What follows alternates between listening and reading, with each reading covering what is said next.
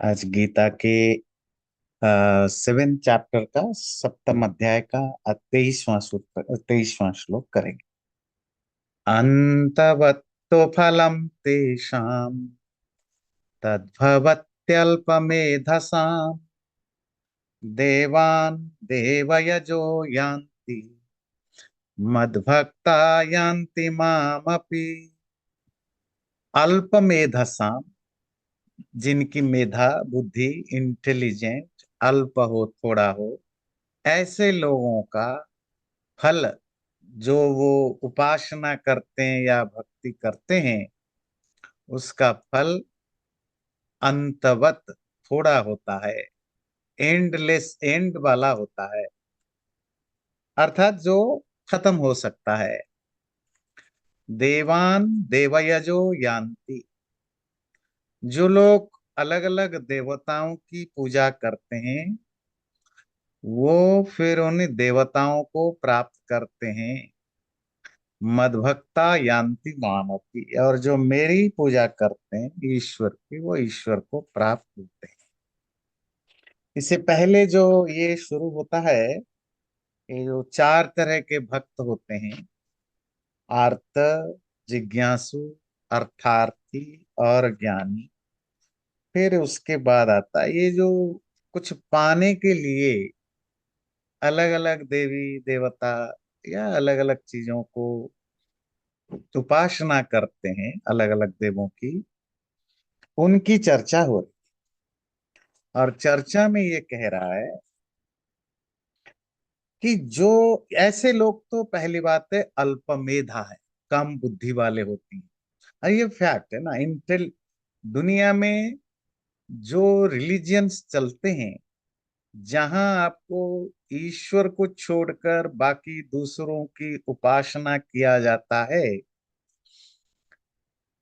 और जिनको लाखों करोड़ों, लाखों तो शब्द बहुत छोटा वर्ड है, जहां billions of people are following them, तो ये लेस इंटेलिजेंसी का ही एग्जाम्पल है। जब आप ईश्वर को छोड़कर किसी दूसरे को ईश्वर मान के पूछते, वो कोई भी हो, वो इब्राहिम हो, मोजेस हो, वो जीसस हो, वो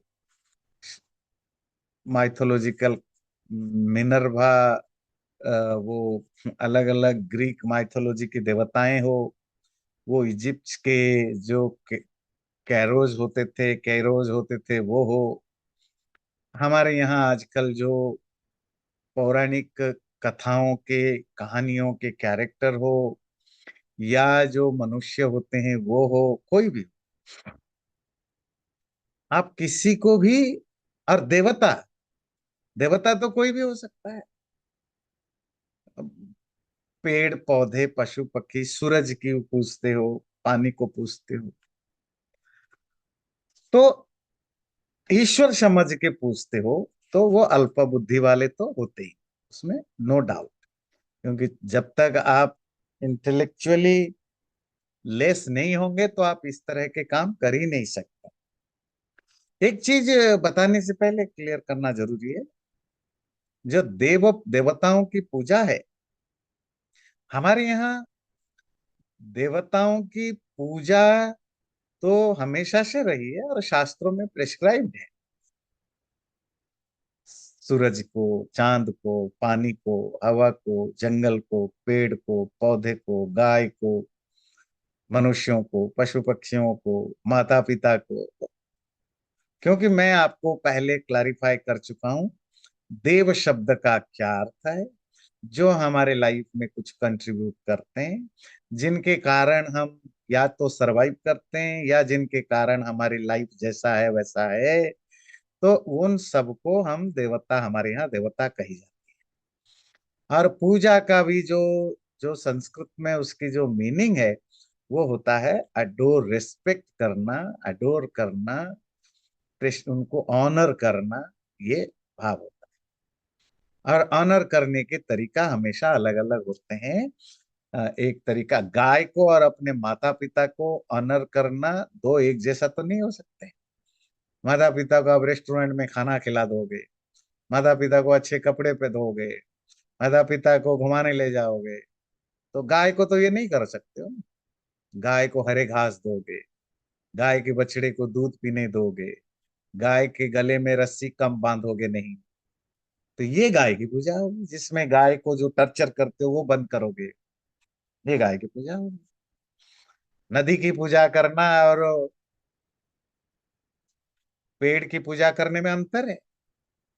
पेड़ की पूजा करना है, पेड़ में पानी दोगे, गर्मी में उसको बचाओगे, किसी को काटने नहीं दोगे। अब ये नहीं कि धागा बांध के उसमें चंदन तिलक लगा के वहां 50 साल के बाद मंदिर बना बैठोगे। अरे पानी की पूजा करनी है तो पानी की रेस्पेक्ट, पानी को बहने दोगे, पानी को साफ रखोगे, तो वो पूजा होगी। ऑनर करना, रेस्पेक्ट करना ही तो। रेस्पेक्ट करना सबके लिए अलग अलग है। तो देव पूजा तो उसकी उसकी मीनिंग अलग है, उसकी उसका पर्पस अलग है, मीनिंग अलग है। पर इन्हीं देवताओं को अगर ईश्वर मान के पूजते हो, ध्यान रखिए, इन्हीं देवताओं को अगर आप गॉड समझ के पूजते हो, देन तब ये लेस इंटेलिजेंस की प्रॉब्लम होती है, अल्प मेधा। तो जिनको पूछते हो क्या फल नहीं मिलेगा? फल मिलेगा। तो उसका एक लिमिटेड, उसका जो फल होगा वो उसकी अपने एक लिमिटेशन होगी। उसमें तुम्हें ना मोक्ष मिल सकता है ना शांति। तो उसे दूसरे तरह के फायदे होंगे, क्या होंगे आप पूछेंगे, बाद में बताएंगे। जो लोग देवताओं को पूजते हैं ईश्वर समझ के, वो मरने के बाद फिर उसी हिसाब से जन्म उनको मिलता है। जो ईश्वर को पूजते हैं उनको ईश्वर मिलता है जब मोक्ष होता है। मोक्ष में क्या होता है? आप ईश्वर को प्राप्त करते हो। जब आप ईश्वर के अलावा, सपोज आप अपने गुरु को भक्ति करते हो, गुरु की मेडिट आजकल कहते हैं जी गुरु जी का मेडिटेशन करो, तो जो मोक्ष तुम्हारा क्या है? गुरु जी को प्राप्त करो। गुरु जी तो पता नहीं कहाँ भटक रहे होंगे, स्वर्ग में होंगे, नरक में होंगे, मोक्ष में होंगे, किसी के घर में पैदा होकर बच्चा बन के पैदा होंगे, बहुत ज्यादा झूठ बोला होगा, पाप किया होगा, आप लोगों को उल्लू बनाया होगा, तो कहीं कुत्ता बिल्ली शेर बन के पैदा होकर घूम रहे होंगे। तुम्हें तो लगता है तुम्हारा गुरु बड़ा मोक्ष पाने वाला, पर जो दूसरों को धोखा दिया है, झूठ बोला है, वो तो अब पता नहीं कौन सा जंगली जानवर बन के पैदा हो गया होगा।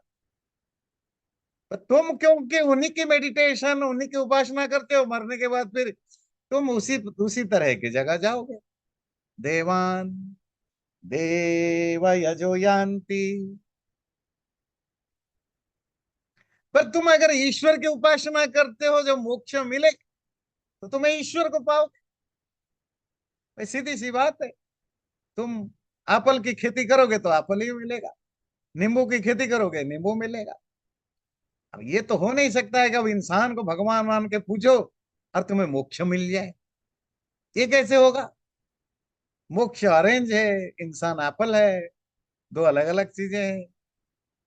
ये बेसिक कॉमन सेंस हमारे में डेवलप नहीं किया गया।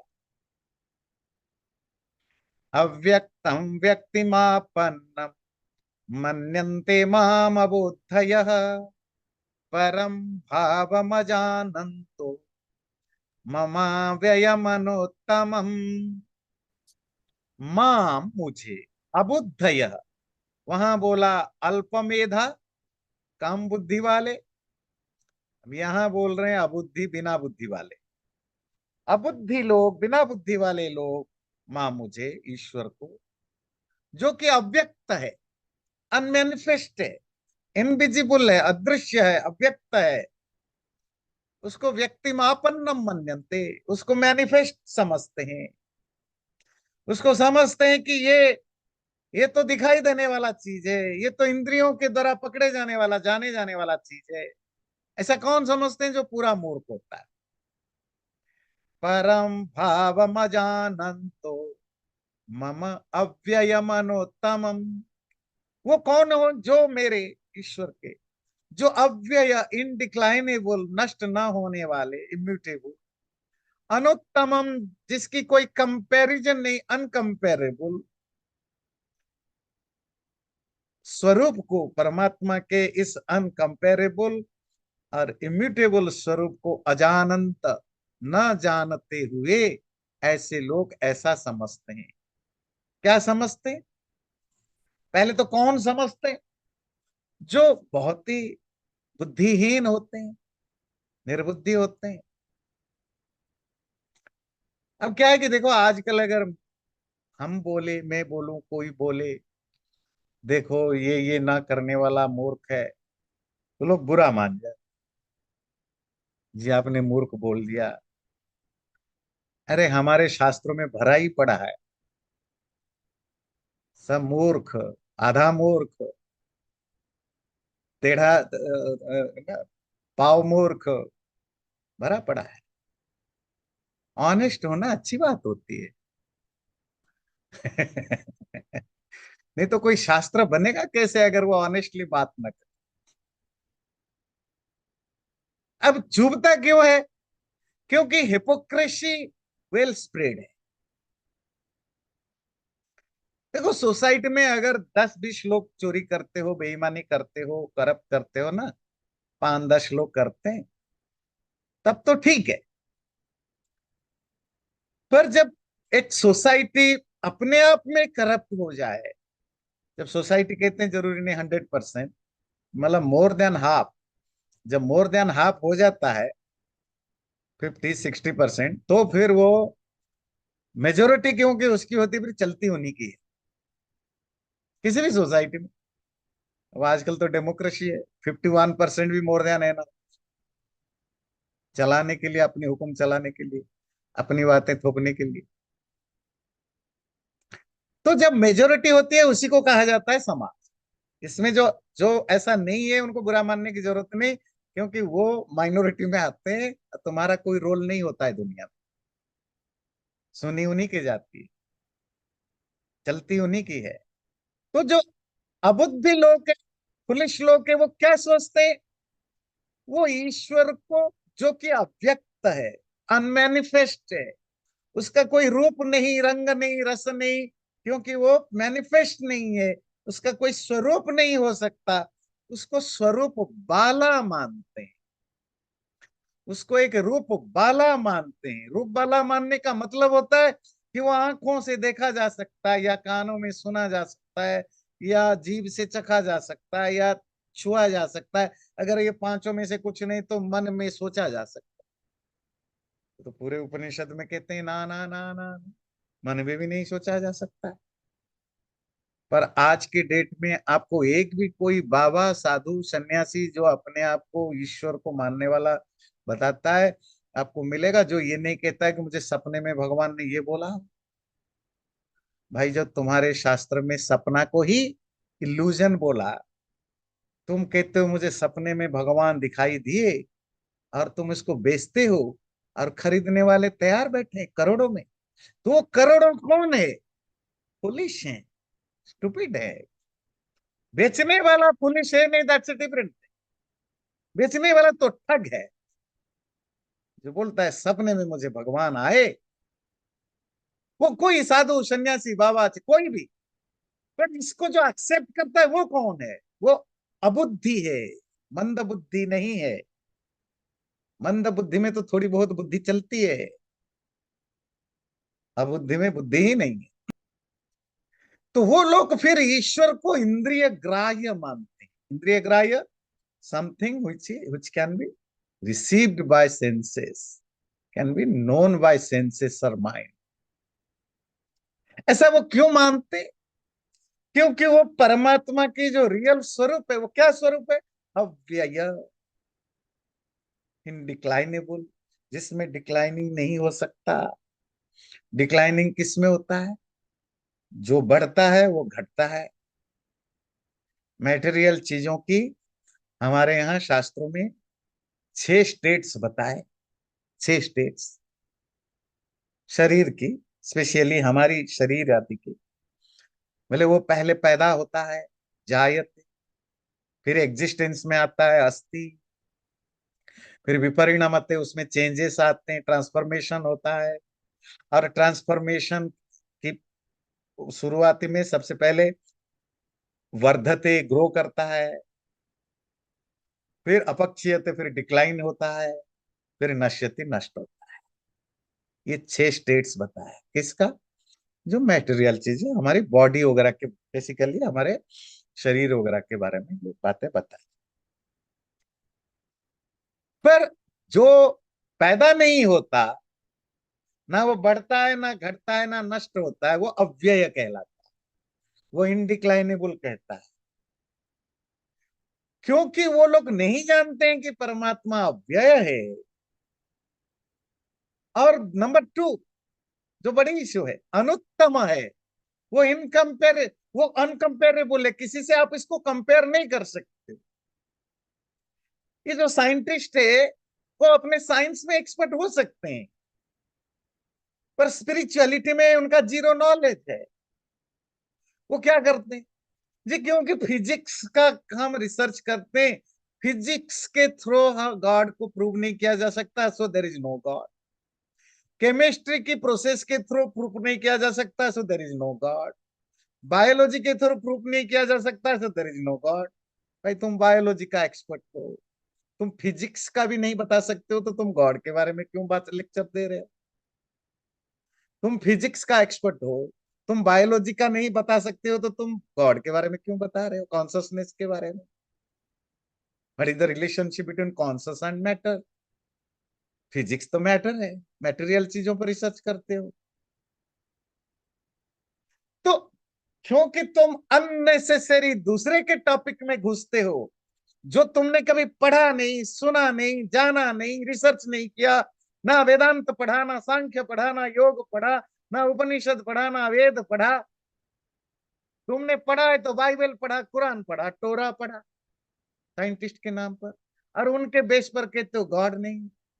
वो वैसे ही वहां गॉड का कॉन्सेप्ट का, वहां तो एक वो आदिवासियों का ट्राइबल सरदार के रूप में गॉड का कंसेप्ट है। समझ में आता है ना? जो अब्राहमिक कल्चर में अगर आप पढ़ें, तो वो गॉड तो एक ऐसा लगता है जैसे कोई leader of a tribal society, जिसको गुस्सा आता है तो बर्बाद कर देता है, प्यार आता है तो सबका भला कर देता है। उसको ये पसंद है, ये नापसंद है। उन्होंने उन्होंने बगीचा बनाया, और वो एडम और ईव इसको खाली मना किया कि इसको यूज नहीं करना, उन्होंने यूज कर लिया, गुस्से में आया बगीचा ही तोड़ दिया। फिर किसी ने बोला महाराज ये तो गलत बात है, बगीचा होनी चाहिए, अच्छा होना चाहिए, फिर बगीचा बना दिया। बोले वो तो सरदारों की तरह होते हैं। यहीं से तो स्टोरी शुरू होती है अब्राहमिक रिलीजन। और मैं अब्राहमिक रिलीजन को निंदा करके क्या फायदा? ये न्यू हिंदुइज्म में भी वही है। बात समझ में आती है? तो क्योंकि ये लोग ईश्वर के उस अव्यय स्वरूप को, इनडिक्लाइनेबल फॉर्म को नहीं समझते, उसकी जो अनकंपेरेबल नेचर है, ऐसा नेचर जो आप किसी से कंपेयर नहीं कर सकते हो, ना तुम बायोलॉजिकल चीजों से, ना मैटेरियल चीजों से, ना केमिकल चीजों से आप कंपेयर कर सकते हो। उस चीज को ठीक ठीक न समझने के कारण, परम भावम अजानंत, न जानने के कारण ही मूर्ख लोग, अबुद्धि वाले लोग ऐसी ऐसी उस नए नए तरीके के सोच रखते हैं। नाहम प्रकाशः सर्वस्य योगमाया समावृतः मूढ़ो यम नाभिजानाति लोको मामजमव्ययम्। ईश्वर के बारे में ये जो गलत फहमियां या मिसपरसेप्शंस हैं, पहले तो बताया, जो कम विजडम वाले हैं वो अलग अलग देवताओं को पूजते हैं, और जो बिल्कुल ही बुद्धि वाला नहीं है वो मुझे फॉर्म वाला या ऐसा कुछ समझता है। तो क्यों लोग ईश्वर के बारे में इतनी तरह की गलत फहमियां पालते? क्योंकि न अहम प्रकाश सर्वस्य, मैं मतलब ईश्वर, सबके लिए मैं प्रकाश नहीं हूं। अर्थात सब मुझे, मतलब उस ईश्वर को सब कोई जान नहीं सकता। क्यों नहीं जान सकता? योग माया समावृता, क्योंकि वो लोग योग माया से डिल्यूटेड है। योग माया क्या है हम बात करेंगे। तो ऐसा जो मूढ़ डिल्यूटेड अज्ञ व्यक्ति ना भी जानाति नहीं जानता, क्या नहीं जानता? माम अजम अव्ययम, कि वो जो ईश्वर है वो अज है, अजन्मा, बर्थलेस, अनबर्न, और अव्यय, इम्पेरिशेबल, जिसमें पेरिशेबिलिटी नहीं। ईश्वर सबके लिए प्रकाश अर्थात मैनिफेस्ट, या सबको जानने, सब कोई उसको जान नहीं सकता। क्यों नहीं जान सकता? क्योंकि सारी दुनिया मतलब मोस्ट ऑफ लोग योग माया से ढके हुए हैं। ये योग माया क्या है? ये जो संसार है, देखो योग के तो बहुत सारे अर्थ हैं। मतलब आजकल आप आज अभी जैसे मैं योग कहूं तो आपको योग मेडिटेशन है ना, आसन प्राणायाम योग दर्शन भी हो सकता है। पर योग का अर्थ, अगर आप मैथमेटिक्स पढ़ते हैं तो योग का अर्थ क्या होगा? यूनियन, मिलाना, वियोग, सेपरेशन करना। अगर रिलेशनशिप की बात हो, है ना, तो पति पत्नी एक जब मिलते हैं तो उसको योग कहते हैं। जब सेपरेशन हो जाता है, तलाक हो जाता है, उस तलाक नहीं भी हो, जस्ट अलग हो जाते हैं तो वियोग कहते हैं। तो योग यूनियन, यहाँ ये जो यूनिवर्स है ना, कॉस्मिक यूनिवर्स, इसका एक दूसरा नाम है योग। ध्यान दीजिए, वो योग वो नहीं जो साधना आप करते हैं, वो एक अलग चीज। अच्छा, इसको योग क्यों कहा जाता है? क्योंकि इट्स ए कॉम्बिनेशन, सत्व रज तम, तीन गुणों के कॉम्बिनेशन से दुनिया बनी है। केवल इन तीन गुणों से नहीं, इन तीन गुणों से तो पांच तत्व बने, पृथ्वी आपस तेज वायु आकाश आदि। फिर उनके कॉम्बिनेशन से दुनिया बनी। फिर सिर्फ इतना नहीं, आगे जाकर भी इवन ग्रॉस फॉर्म में भी हर चीज किसी ना किसी से कंबाइंड है। लोहा है तो वो लोहा भी किसी से, किस चीजों के मिलावट से लोहा बना है। पानी है, वो भी ऑक्सीजन हाइड्रोजन से मिलके बना है। तो हर चीज शटल लेवल पर भी यूनाइटेड है, ग्रास फॉर्म में भी, स्थूल फॉर्म में भी यूनाइटेड है। तो पूरा संसार तो योग है। और ये जो संसार योग, इसकी जो माया है, जो इल्यूजन है, जो जो ल्यूरिंग नेचर है, जो अट्रैक्टिव नेचर है, जो हमें खींचता है, तो इसी सांसार मतलब सिंपल भाषा में कहें योग माया, जो ये जो मैटेरियल अट्रैक्शन, सांसारिक जो जो इल्यूजन है, ये सांसारिक अट्रैक्शन आसक्ति के कारण ही व्यक्ति मूढ़ बन जाता है, डिल्यूटेड बन जाता है। जो जैसा है उसको उस रूप में जान नहीं पाता, ना जानने की कोशिश भी करता है, क्योंकि उसको अपनी डे टू डे लाइफ की प्रॉब्लम को सॉल्व करना है। अपने लाइफ में अगर सुख नहीं है तो सुख पाने की कोशिश करता है, दुख है तो दुख हटाने की कोशिश करता है, फ्यूचर अगर अनसर्टन है तो सर्टनिटी की कोशिश करता है। तो वो अपने स्ट्रगल में रहता है, और अपने स्ट्रगल में जहां जहां उसको लगता है फायदा मिल सकता है, वो उसको एक्सेप्ट करता है। और यहीं से एंट्री होती है रिलीजन की या गॉड के अलग अलग कंसेप्ट की। किसी ने कहा आप हमारे पास आओ, सर्टन वे में प्रार्थना करो, सर्टन वे में ये करो, तुम्हारी इच्छाएं पूरी हो जाए। सारे रिलीजन और बेचते क्या बेचते हैं? यही तो बेचते हैं, हमारे यहाँ आओगे तुम्हारा ये सुख ये दुख दूर हो जाएगा, ये प्रॉब्लम सॉल्व हो जाएगा, तुम्हें ये मिल जाएगा, और अभी सब कुछ ठीक है तो मरने के बाद स्वर्ग मिल जाएगा। यही तो बेचते हैं, ये तो कमोडिटी है रिलीजन की। वो बेचते हैं ठीक है, पर हम क्यों खरीदते हैं? क्योंकि योग माया समावृता, हम सांसारिक चीजों में इतने, सांसारिक अट्रैक्शन में इतने ज्यादा अट्रैक्टेड या ट्रैप्ड हैं, तो हमें इसके अलावा और कुछ सोचता नहीं है।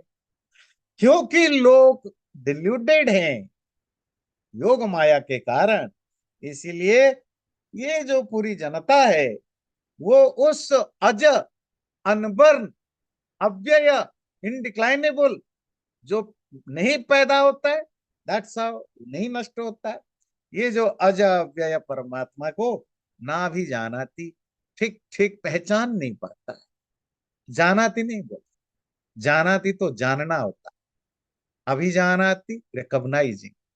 मतलब ईश्वर अगर प्रकट हो भी जाए तो तुम उसको रिकॉग्नाइज नहीं कर सकते हो, क्योंकि तुम फिर उसकी टेस्ट करोगे।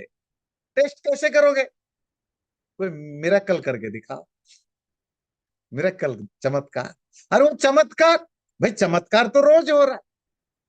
ये सूरज चमत्कार नहीं है, ये कॉस्मिक वर्ल्ड चमत्कार नहीं है, ये सोलर सिस्टम चमत्कार नहीं है, ये हवा पानी आकाश धरती ये चमत्कार नहीं है, ये जंगल चमत्कार नहीं है, तुम्हारी आंखें तुम्हारे मुंह तुम्हारे वाणी तुम्हारे शरीर तुम्हारा ब्रेन माइंड ये चमत्कार नहीं है, एक पेड़ बीज फल मीठा खट्टा फूल ये चमत्कार नहीं। चमत्कार तो ईश्वर के भरा पड़ा है, हमें उन चमत्कारों से कोई मतलब ही नहीं।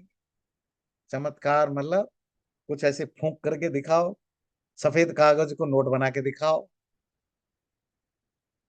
है ना, मेरी बीमारी ठीक करके दिखाओ, इस कागज इस पत्थर को उड़ा के दिखाओ।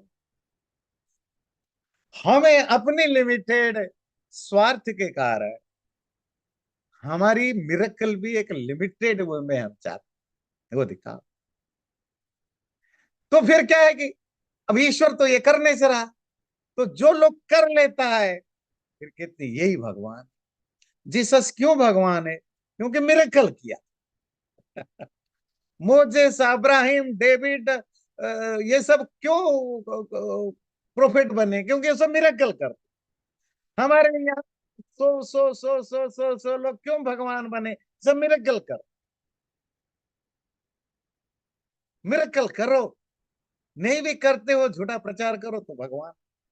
तो क्योंकि हमारी हमारी जरूरतें कुछ अलग हैं, हमारी बुद्धि कुछ और तरीके से सोचती है, इसीलिए उस प्योर शुद्ध अनबर्न इनडिक्लाइनेबल उस ईश्वर हमारे जरूरतों में फिट नहीं बैठता, इसीलिए हम उसको जान नहीं पाते, हम उसको रिकॉग्नाइज भी नहीं कर पाते। क्योंकि वो तो सब जगह है, तुम्हारे अंदर भी है तुम्हारे बाहर भी है, तो हम रिकॉग्नाइज नहीं कर पाते हैं। वेदाहम समतीतानि वर्तमानानि च अर्जुन भविष्याणि च भूतानि माम तो वेद न कश्चन। वेद अहम, वेद मतलब आई नो, मैं जानता हूं। विद धातु, ये वेद वो नहीं जो ऋग या जो साम अथर्व, वेद एक वर्ब है, रूट है। विद धातु प्रथमा एक वचन वेद, मैं जानता हूं। क्या जानता हूं? समतीतानी, जो कुछ पास्ट हो चुका है जो बन चुका है, वर्तमानानी जो कुछ प्रेजेंट में हो रहा है, भविष्याणी जो कुछ फ्यूचर में होने वाला है, च भूतानी और जो कुछ हो चुका है। पर कश्चन कोई भी माम तो न वेदा, मुझे नहीं जानता है। मुझे मतलब ईश्वर की बात हो रही। ईश्वर तो त्रिकालज्ञ, त्रिकालज्ञ पास्ट प्रेजेंट फ्यूचर ये तीनों कालों को जानना। इसका क्या मतलब है? क्योंकि अगर आप टाइम को ठीक से समझें तो टाइम की तो एक्चुअली कोई पास्ट प्रेजेंट फ्यूचर होता नहीं। वो तो हमारी अपनी लाइफ डेथ बर्थ आदि और सूरज और चांद की मूवमेंट, इन सब चीजों के हिसाब से हमने एक रजिस्टर मेंटेन किया है दिन रात के बेस पर। फिर हम टाइम्स को, फिर पास्ट प्रेजेंट फ्यूचर वगैरह को हम करते हैं हमारी सुविधा के कन्वीनियंस के कारण। पर टाइम अब अपने आप में एक एक एक एक एक जैसा रहने वाला चीज है।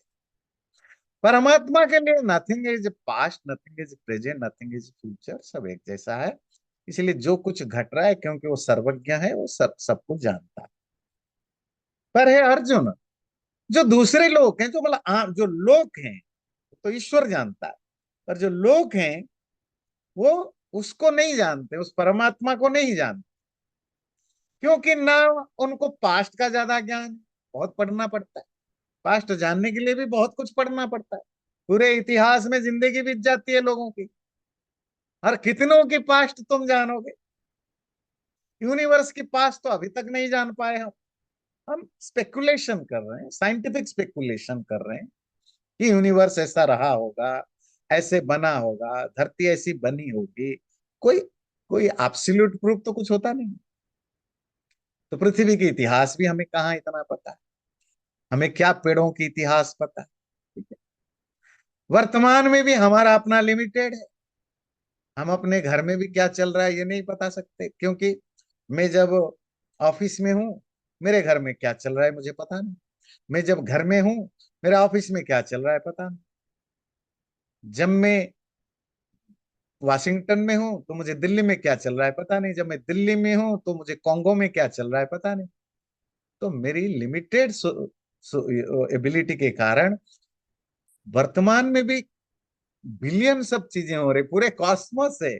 मैं तो अपने गांव का भी नहीं बता सकते हो क्या चल रहा है वर्तमान।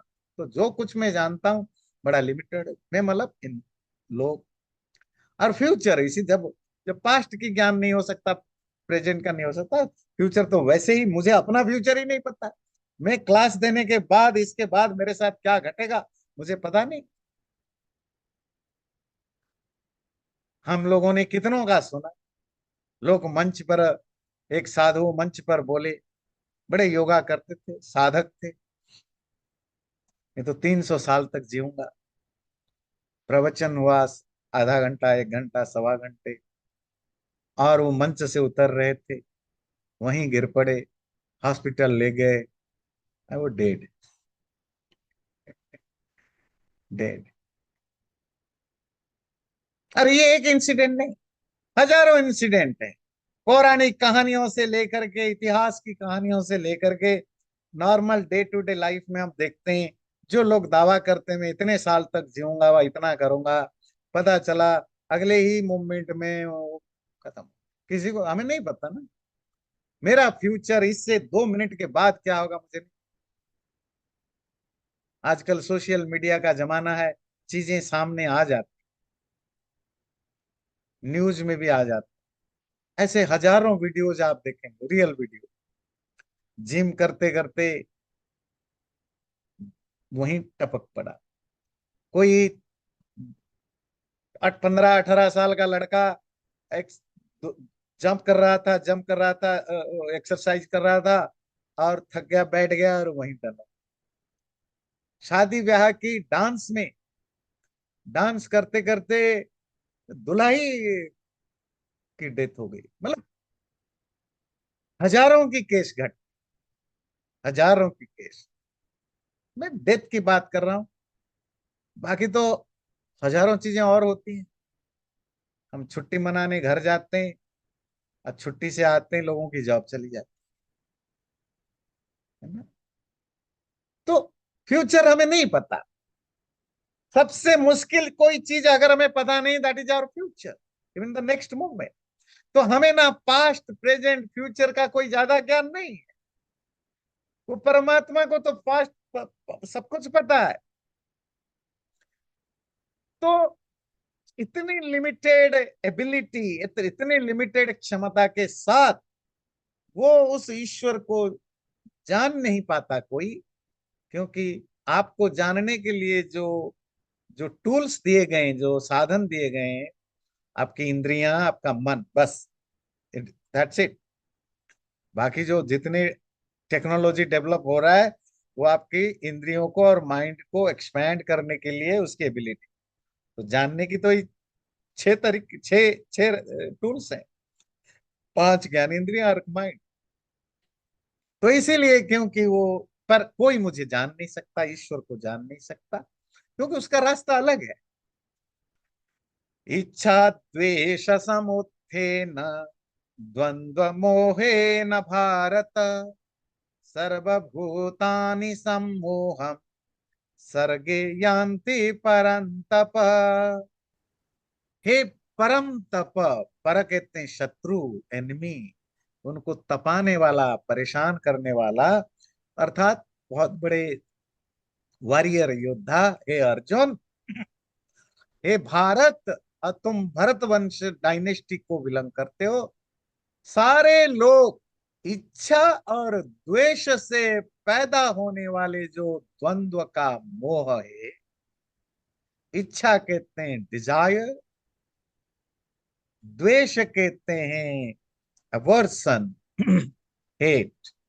इन दोनों से पैदा होने वाला ओरिजिनेटेड जो द्वंद्व मोह है, जो डिल्यूजन ऑफ डुअलिटी है, द्वंद्व का जो मोह है, इसी मोह से, मोह के कारण सर्वभूतानि, सब प्राणी सम्मोहम यंती, सम्मोह को एक्सट्रीम डिल्यूजन में चले जाते हैं। कब? सर्गे, जब सृष्टि होती है, जब पैदा होते हैं। तो क्यों वो ईश्वर को नहीं जान पाते हैं या ट्रुथ को, सच को नहीं जान पाते हैं? क्योंकि मोह के कारण, सम्मोह, डिल्यूजन के कारण। वो डिल्यूजन कहां से पैदा होता है? द्वंद्व से। द्वंद्व, द्वंद्व है, डिलेमा है, डुअलिटी की द्वंद्व है। डुअलिटी की द्वंद्व, सुख अच्छा है कि दुख अच्छा है, सुख लो कि दुख लो, दिन है कि रात, दिन और रात, ठंड और गर्मी। ये जो द्वंद्व है, जो डुअलिटी, लाइफ की जो डुअलिटी है, past and present, in duality का जो डिल्यूजन है, जो एक चकाचौंध है, और वो पैदा कहां से होता है ये डुअलिटी? इच्छा और द्वेष से। सिंपल भाषा में कहें, लाइक और डिसलाइक।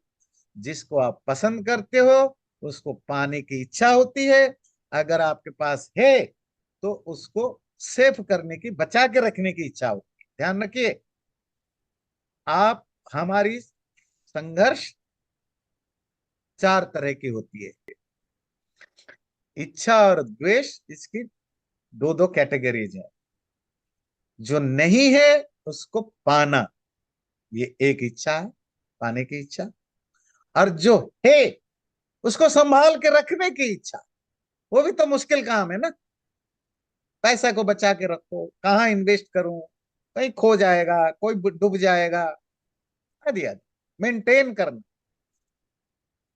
और दूसरा द्वेष, जिससे आप नफरत करते हैं, जिसे आप हेट करते हैं, उसमें भी दो होगा कि कोई वो चीज जो मैं लाइक नहीं करता वो मेरे लाइफ में ना आए, और अगर आ गया है तो जल्दी से जल्दी हट जाए।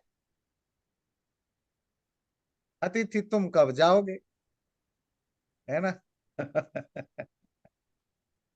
मतलब अनवांटेड गेस्ट बहुत होते हैं ना।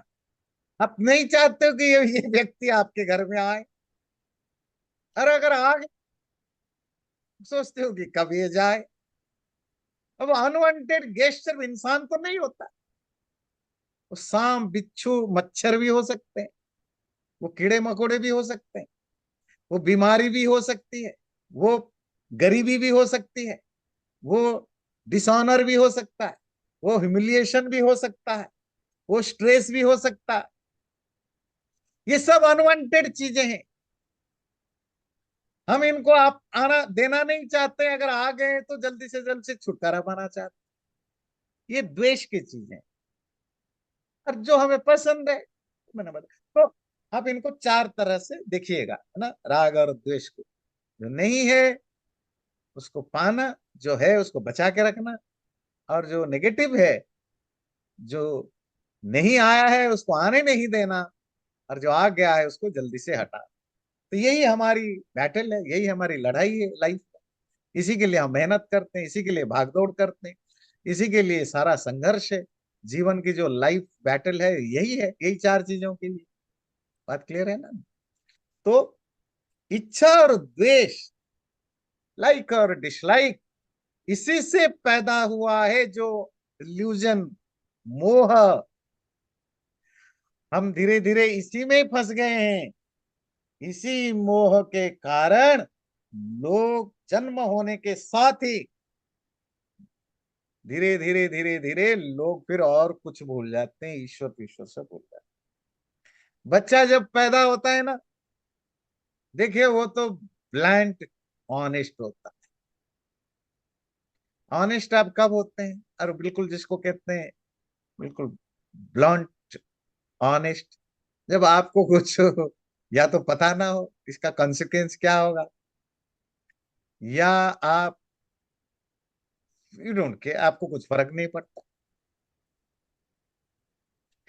वो बच्चा, क्योंकि उसकी इसकी इच्छाएं होती हैं और उसकी भी द्वेष होता है, ये चीजें नहीं चाहिए, ये चीजें चाहिए, पर वो बड़े लिमिटेड लेवल पर होता है। भूल जाता है क्योंकि उस समय उसकी मेमोरी पूरी तरह डेवलप नहीं हुई होती है।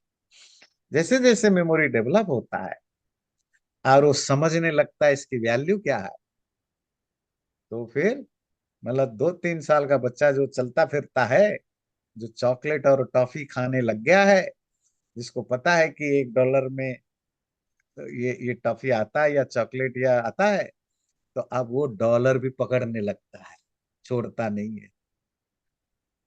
पर आप इसको कहोगे ये मिट्टी का गोला लो, तो फेंक देता है, क्योंकि मिट्टी का गोला अब बेकार है, वो उसकी प्रति लाइकिंग नहीं है।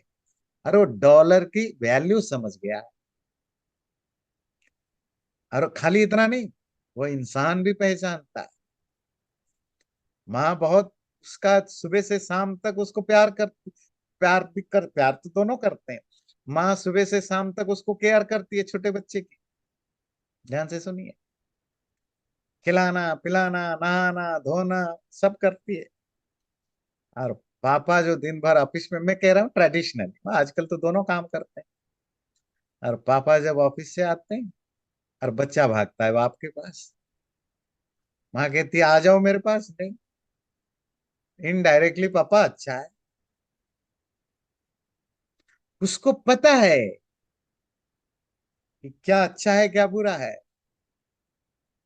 बुरा क्यों, माँ के पास क्यों नहीं, उसको पता है माँ मेरी जरूरतें पूरी करती है, पर 24/7 मुझे पकड़ के रखती है और हर चीज में रोकती है। अब पापा क्योंकि घर में नहीं रहते हैं और थोड़ी देर के लिए आते हैं, तो वो छूट दे देते, तो ये अच्छा है। तो वहां लाइक और डिसलाइक डेवलप हो जाता है। मोस्ट ऑफ जगह जहां पापा बच्चे की केयर करते, बच्चा माँ को प्यार करेगा ज्यादा। जहां बच्चे का माँ केयर करती है, वो बच्चा बाप को ज्यादा प्यार करेगा। ये रूल ध्यान रखिए। क्यों?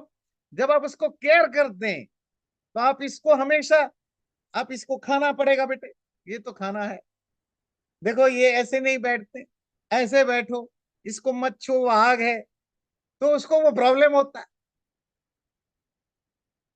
और जो केयर नहीं करता, मतलब कम ध्यान देता है बिकॉज ऑफ एक्सटर्नल जॉब या जो भी हो, क्योंकि उसको पता है ये इसके पास जब भी जाता हो तो प्यार ही मिलता है, ये टोकता कम है, तो बच्चे में भी राग द्वेष डेवलप होने लग जाता है। बात समझ में आती है? तो पैदा होते ही सर्ग, क्रिएशन, पैदा होने के साथ ही अच्छा प्यार और लाइकिंग और डिसलाइकिंग डेवलप हो जाता है, और उसी से पैदा हो जाता है मोह। डिल्यूजन, डिल्यूजन करता क्या है, आपको रियलिटी को जानने नहीं देता, और बच्चा समझ नहीं पाता है। ये जो माँ या बाप जो तुम्हें केयर कर रहे हैं, जो ज्यादा टाइम तुम्हारे से स्पेंड कर रहा है, वो तुम्हें इसीलिए टोकता है, बना करता है तुम्हारे भलाई के लिए, पर उस रियलिटी को समझने में उसको बहुत टाइम लगता है। बात समझ में आती है? और हम ऐसा नहीं कि बच्चे ऐसा करते हैं, 60-70 साल का, 80 साल का बुजुर्ग का भी यही प्रॉब्लम है, पर थिएटर अलग हो जाता है, कैरेक्टर अलग हो जाते हैं। वहां वहां छोटी खिलौने के लिए आसक्ति होती है, और यहाँ बड़े बड़े घर, पैसा, गाड़ी, ये बाकी रिलेशनशिप उसके पीछे पड़ जाते हैं। पर वो वही है, येषां त्वन्तगतं पापं जनानां पुण्यकर्मणां ते द्वन्द्वमोह निर्मुक्ता भजन्ते मां दृढ़व्रतः। ये शाम जनाना, जिन लोगों का, कैसे लोग, पुण्य कर्मणा, जो लोग अच्छे कर्म करने वाले हैं, पुण्य कर्म, ऐसे लोगों का पाप, सिन, जब अंतगतम खत्म होने लायक हो जाता है, द्वंद्व मोह निर्मुक्ता, फिर वो लोग वो जो डिल्यूजन ऑफ डुअलिटी, डुअलिटी की जो मोह है, पेयर्स की, जोड़ा की जो मोह है, उस मोह से निर्मुक्त, एब्सोल्युटली फ्री होकर, पूरी तरह फ्री होकर के दृढ़ व्रता, प्रॉपर डिटर्मिनेशन के साथ माम भजनते, मुझे ईश्वर को भजते हैं, प्राप्त करते हैं। तो ईश्वर को जेन्युइनली भक्ति जब पैदा होती है, कब पैदा होती है? उन लोगों का जिनका मोह हट जाता है, डिल्यूजन हट जाता है, राग द्वेष से पैदा होने वाला जो अभी आपने पढ़ा, उससे जो मोह या डिल्यूजन होता है, जब वो हट जाता है। और वो हटता कब है? जब पुण्य कर्म, आपका पुण्य कर्म करने वालों का पाप नष्ट हो जाता है। पाप एक ही कंडीशन में नष्ट होता है, जब आप डुअलिटी से ऊपर उठ के काम करते हो। मुझे ये चाहिए, मुझे ये नहीं चाहिए, है ना? ये जो डुअलिटी है, यही हमें सारे सही गलत चीजों में इन्वॉल्व कराता है। और फिर हम अपनी काम को जस्टिफाई करने के लिए हमारा माइंड अपने आप एक्सक्यूजेस ढूंढ लेता है। हमारा माइंड ही एक्सक्यूजेस ढूंढ लेता है, क्यों मैं ये कर रहा हूं, क्यों मैं राइट हूं। गलत को सही, सही को गलत, हम अपने आप को कन्विंस कर लेते हैं। ये क्यों करते हैं?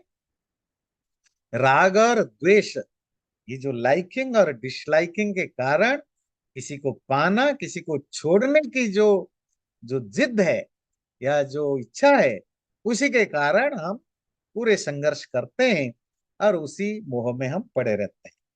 जब तुम इस पाना और छोड़ने की से ऊपर उठ के काम करोगे, ऑब्लिगेशन समझ के, ड्यूटी, जो अपने पूरे वेदांत में पढ़ा, गीता के सेकंड और थर्ड चैप्टर में पढ़ा, जिसको कहते हैं कि आप अपना कर्तृत्व भाव छोड़ दो, कि मैं कर रहा हूं ये भाव छोड़ दो, अपनी ड्यूटी समझ के काम करो। मैं एक इंसान हूं, मेरे सर्टन ड्यूटीज हैं, ऑब्लिगेशन से करो, बिना किसी राग द्वेष भाव रख के। इसी को, जिससे जिससे क्या होगा कि आपका जो कर्म आप करेंगे, उसका संस्कार, मेमोरी डेवलप नहीं होगा। तो जो मेमोरी डेवलप नहीं होगा, तो आपकी बैलेंस जो है, मेंटल बैंक बैलेंस, वो जीरो रहेगा। यही जीरो रहना पाप से मुक्ति, यही है पुण्यता। तो जब तुम पाप मुक्त हो जाओगे, तुम्हारी मेंटल स्टोर में जब बैलेंस नहीं होगा कर्म संस्कार का, और वो तभी होगा जब तुम मोह और अज्ञान, इन दोनों से ऊपर उठ के काम करोगे, तो फिर तुम उसी को, उसके प्रति डेडिकेटेड, डिवोटेड बनोगे, उसके प्रति।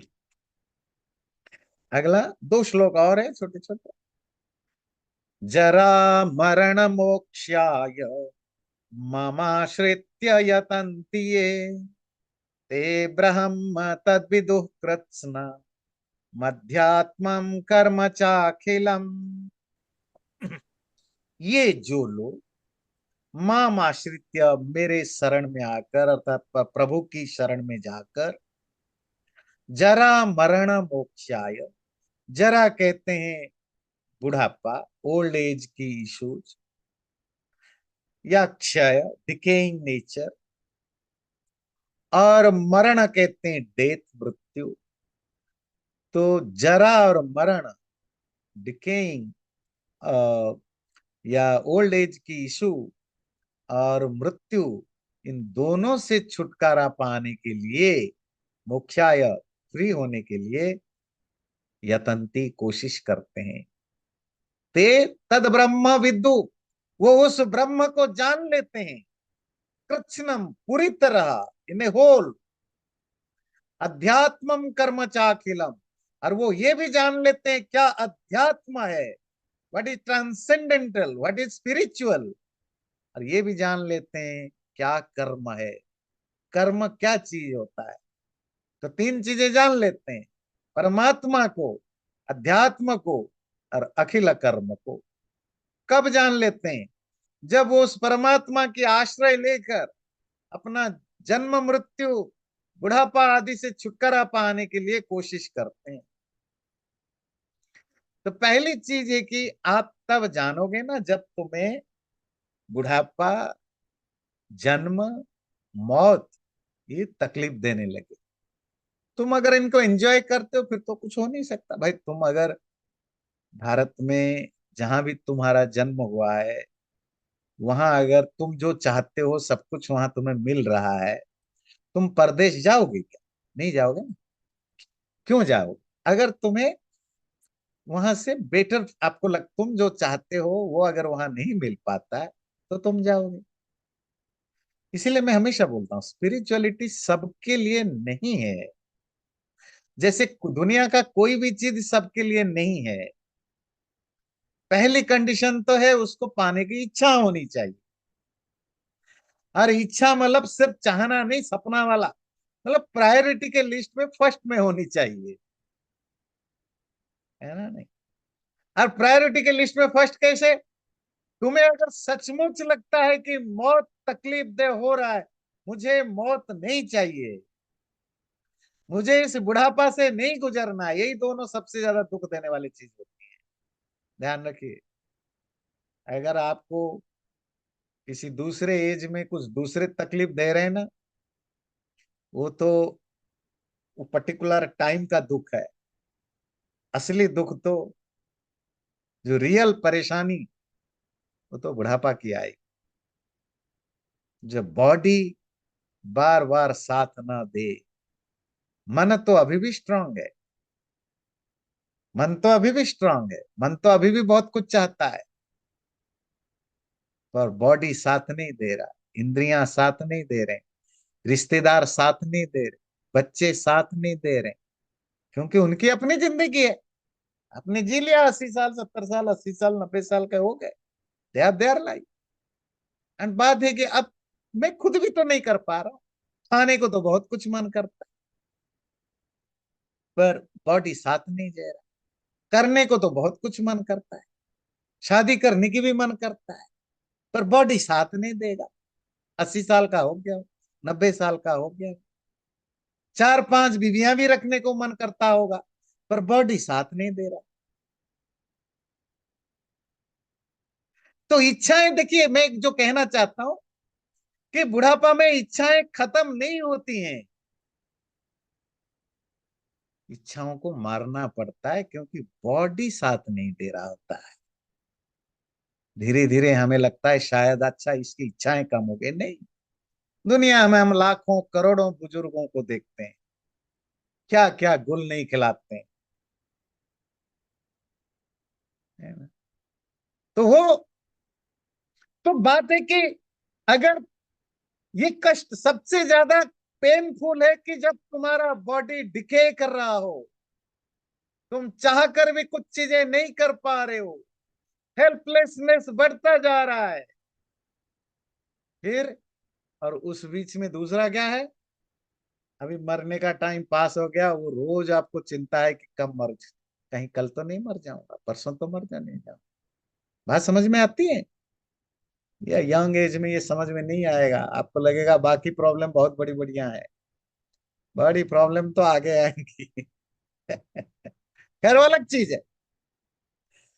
तो जिसको पैदा होना, बुढ़ापा, मरना, और इस पैदा और मरने के बीच में जो परेशानियां, जिसको लगता है ये मेरे लिए प्रॉब्लम है, मुझे इससे छुटकारा पा चाहिए, सिर्फ बोलने के लिए छुटकारा नहीं, रियली आई फील कि मुझे इससे छुटकारा चाहिए।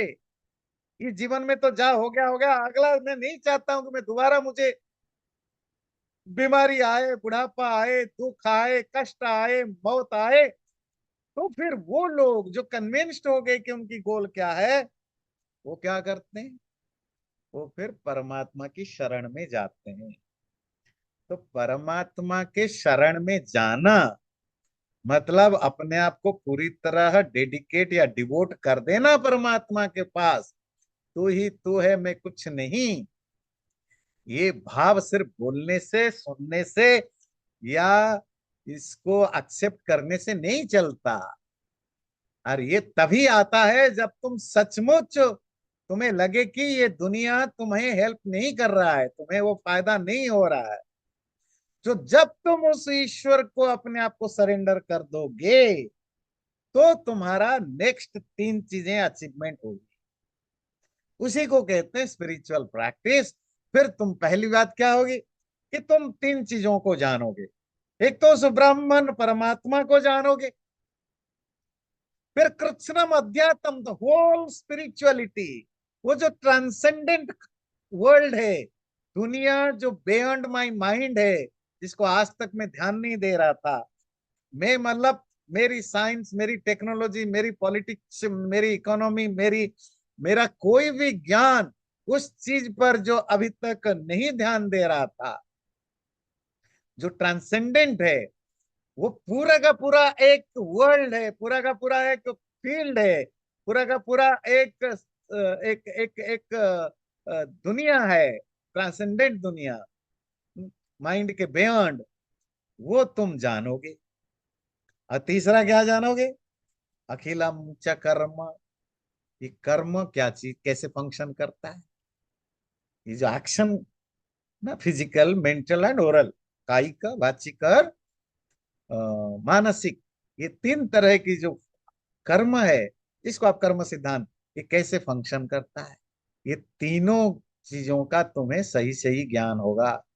पर वो तभी होगा जब तुम्हारी इच्छा हो, और इच्छा तभी होगी जब तुम्हें बाकी जो जिन चीजों में तुम फंसे हुए हो, उन चीजों से तुम्हें इरिटेट होने लगे, बेकार होने लगे। और जब तुम उसकी सोल्यूशन के लिए ईश्वर के शरण में जाओ, फिर तुम्हें ये तीन चीजें पता चली। तो ये 29 तक हुआ। 30वां अभी छोड़ते हैं, क्योंकि जो लास्ट 30th श्लोक है, वो वो एक तरह के कनेक्शन है 8वें अध्याय की जो श्लोक है। तो हम अगले बार इसको वहीं से स्टार्ट करेंगे, मतलब 7 चैप्टर के लास्ट श्लोक से 8वें अध्याय के फर्स्ट सेकंड श्लोक, क्योंकि वो कनेक्टेड है। तो मैं यही रखता हूँ, प्रार्थना कर लेता हूँ, फिर आपको जो पूछना है बोलना है बोलिए। मैं जरा एक मिनट नोट कर लूँ।